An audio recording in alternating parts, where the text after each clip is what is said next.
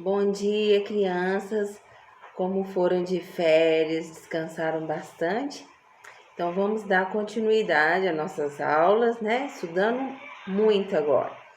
Peguem o livro de ciência na unidade 6, página 68. Vamos aprender as relações entre plantas e animais. Então vamos ler juntos. Essa página aqui, tá? Essa matéria aqui é muito interessante.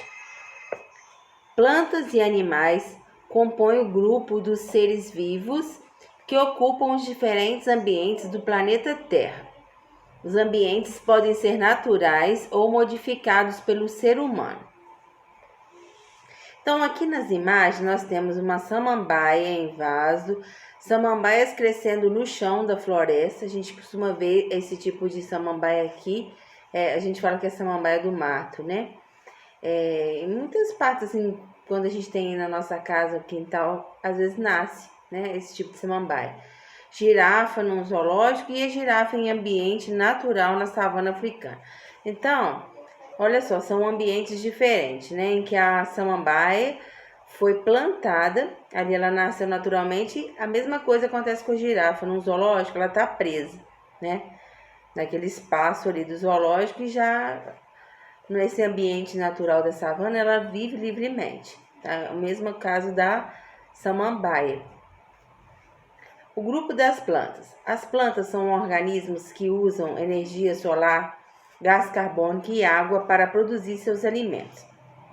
A maioria delas tem raízes, caule e folhas. Entretanto, há plantas que não apresentam todas essas estruturas, como é o caso do grupo dos musgos, plantas que não ultrapassam 20 centímetros de altura. Os musgos prendem-se ao solo por um tipo simples de raiz e dele retiram água e sais minerais. Como essas plantas não têm vasos condutores, a seiva bruta é transportada lentamente pela planta. Então, aqui embaixo nós temos uma imagem de um musgo, sobre o tronco. Às vezes a gente pensa que é um lodozinho, assim, tá? Às vezes, vulgarmente falando, é aquela parte verde, assim, né?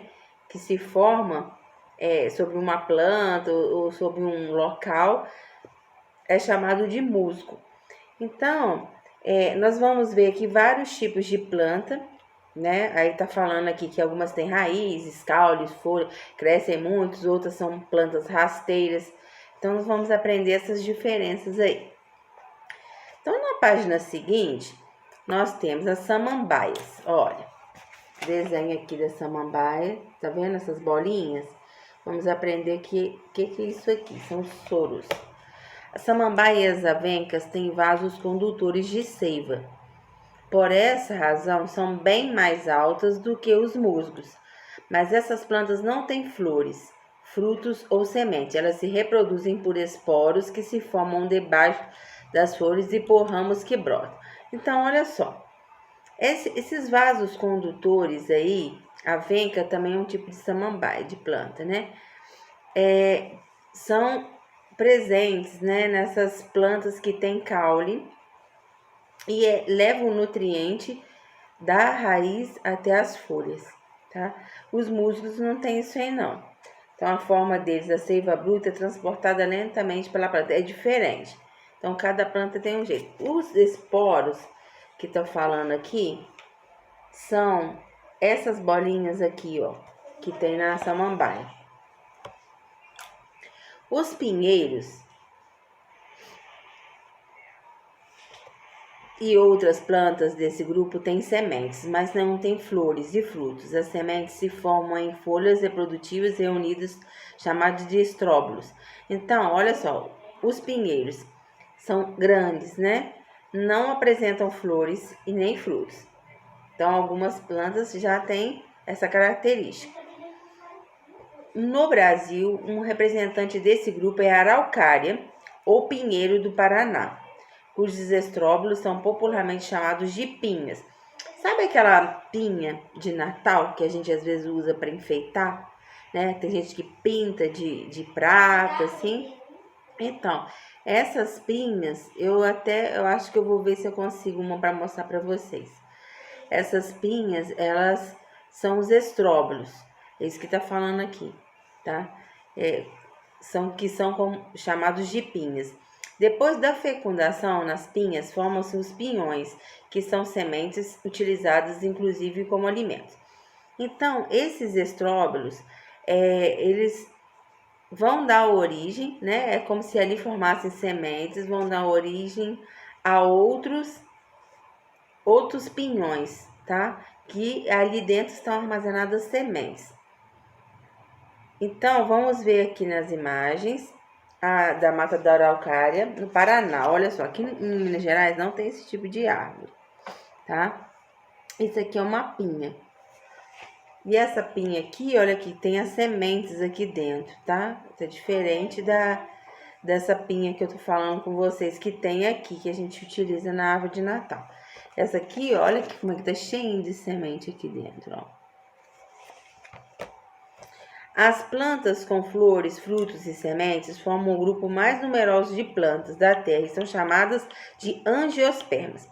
Tem que gravar isso, tá? Então, são as plantas mais comuns, com flores, frutos e sementes.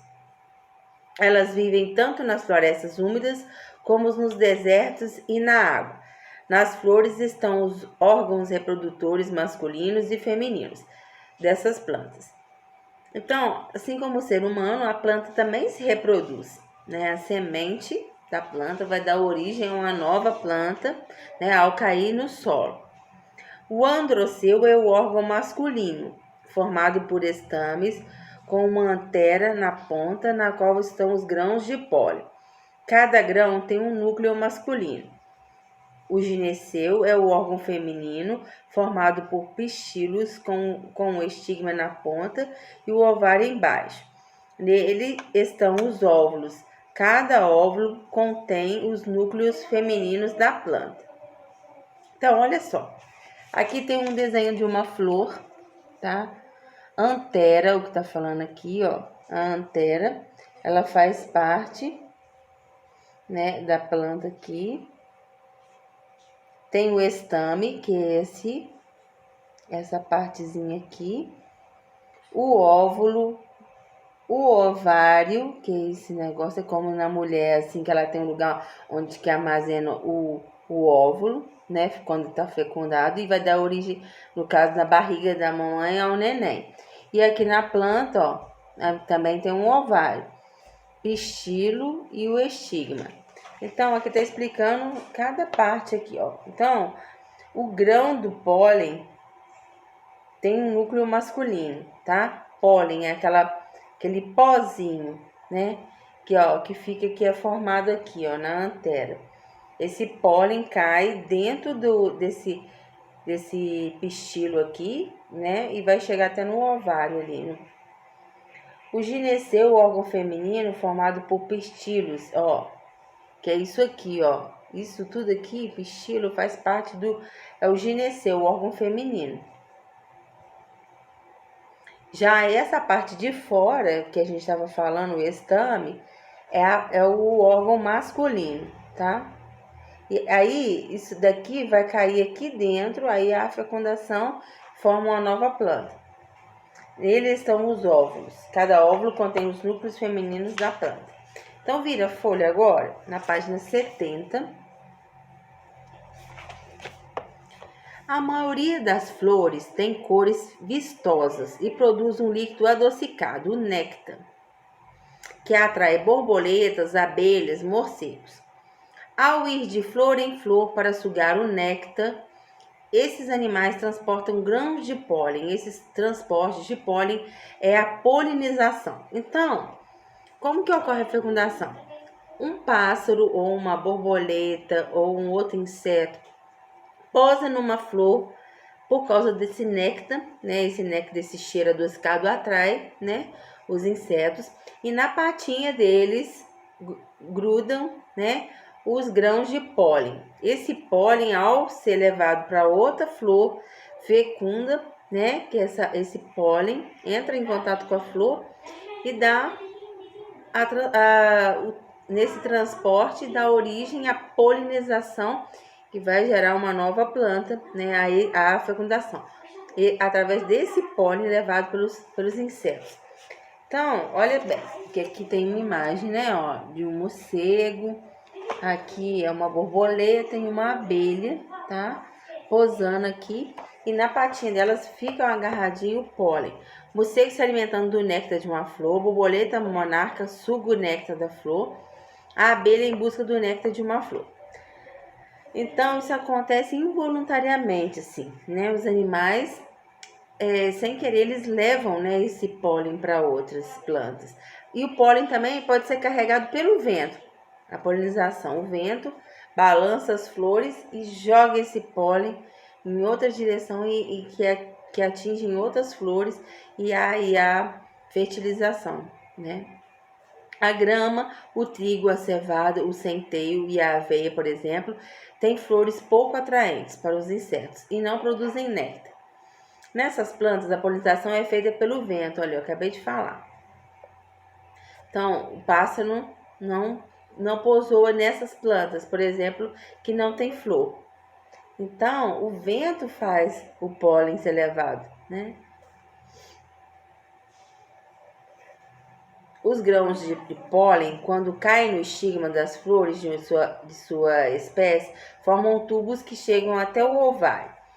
Então ocorre a fecundação. Cada núcleo masculino de um grão de pólen se une ao núcleo feminino de um óvulo. Dessa união forma-se uma semente. O ovário geralmente se transforma em fruto. Então, olha bem. Então, olha que interessante essa parte aqui. Da união do grão de pólen que se une ao núcleo feminino de um óvulo, que está dentro da flor, tá? O pólen com um núcleo feminino de uma flor. Vai dar origem nessa união do pólen com o núcleo da flor, né? Porque o pólen entra dentro da flor, vai dar origem a uma semente. E essa semente, germinando, vai dar origem a uma nova planta ou vai se transformar também em fruto. Geralmente, esse ovário dentro da flor, a flor, a primeira coisa que a planta ela dá, primeiro ela dá uma flor. Depois de passar um tempinho, começa os frutos aparecerem. Por exemplo, um pé de laranja. Primeiro ele dá várias flores. Depois ele começa a dar o fruto, né? Que são as laranjas. E é aí que é a partir da flor, né? Que vai gerar o fruto. Os frutos amadurecem e as sementes que caem em solo úmido germinam e formam uma nova planta. As aves, morcegos e outros animais comem os frutos e as sementes são eliminadas nas fezes desses animais e podem vir a germinar. Olha só que interessante. Então, os animais, eles comem, tá? Essas sementes, né? Essas plantas, e nas suas fezes as sementes são eliminadas e podem gerar uma nova planta ao cair no solo. Muito interessante, né? Assim, novas plantas podem se espalhar por diversas regiões. Então, é muito interessante isso. Aí aqui embaixo tem flores de grama. Tá vendo aqui, ó? Isso aqui, a polinização ocorre pelo vento. Porque tá vendo que não tem flor atrativa? Então, o vento bate assim e leva o pólen para fecundar outra planta. Fruto do pêssego e sua semente. Aqui, ó. Tá vendo um pêssego? A semente dentro do pêssego. Essa semente aqui vai dar origem a uma nova planta, né? Ao ser plantado no solo. Então, vocês vão fazer as atividades aí da página 71, tá? De acordo com esse texto, não é difícil responder. Vocês vão conseguir fazer direitinho essa atividade aqui, tá? Então, vamos recapitular. Androceu é o órgão masculino da planta e da flor, né? E o gineceu é o órgão feminino. Plantas que têm flores, frutos e sementes são chamadas de angiospermas, tá? Guarda isso aí. E as que não têm flor são chamadas de gimnospermas. Então, a gente tem como exemplo que não tem flor a samambaia, esse pinheiro aqui, né, da mata lá de araucária.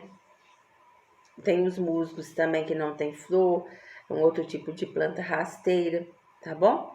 Então, até a próxima aula. Fiquem com Deus.